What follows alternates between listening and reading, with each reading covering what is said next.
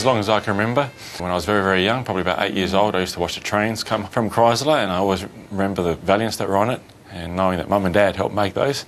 So my affiliation with Chrysler and the automotive industry started very early. I started my apprenticeship in 1985 and finished that. My brother followed on with an apprenticeship here as well. My mum and dad worked in the press shop and in cut and sew, so basically the whole family that could work was working here. I've been an industrial sewing machinist for about 35 years. The difference back then is you did one job and one job only, and the way the plant was set up was totally different to what it is now. And we'd be in one long line with a fan up one end, a fan up the other, and this is in summer when it's hot, you'd have one big bucket of ice at each end, and that was our cooling conditions. I started here in '74, and now it's 2008, you know, and you're watching it close down.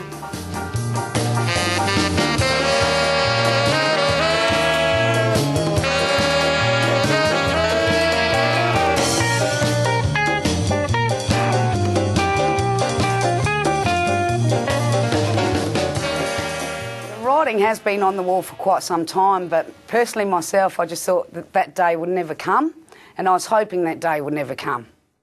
It's been my home, you know, like I said, I had my husband here, I've had my sister here, so my whole family has actually worked at Mitsubishi Motors.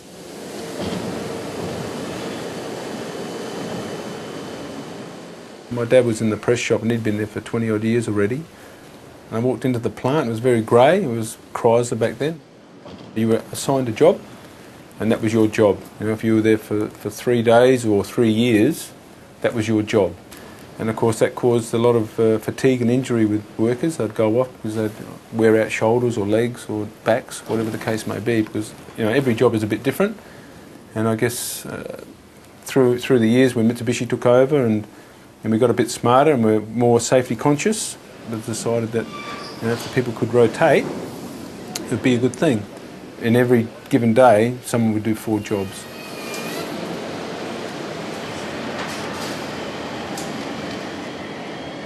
I started back in 1976 as an apprentice, straight out of school. And that was Chrysler's in those days, before Mitsubishi took over. So that was an interesting time. Chrysler's had a strong American influence in here, obviously. And it was a company that was going through turmoil even at that stage, I suppose. A few times a week we would have some sort of meeting to discuss a union dispute with management. And it was very schedule orientated back then. You know, they wanted 260 units a day, and they didn't care how they got it.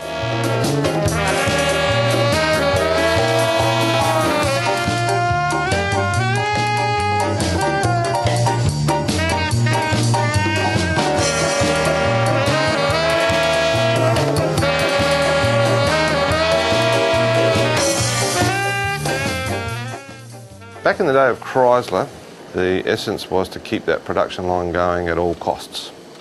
That may have worked back then, but Mitsubishi brought to Australia the Japanese philosophy.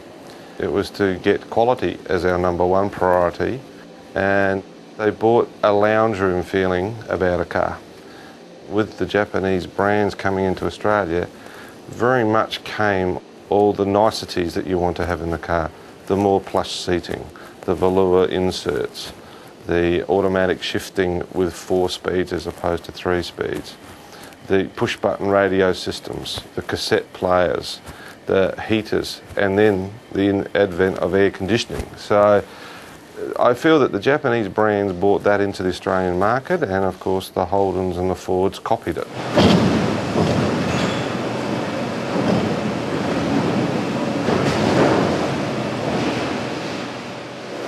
Started in February of '91.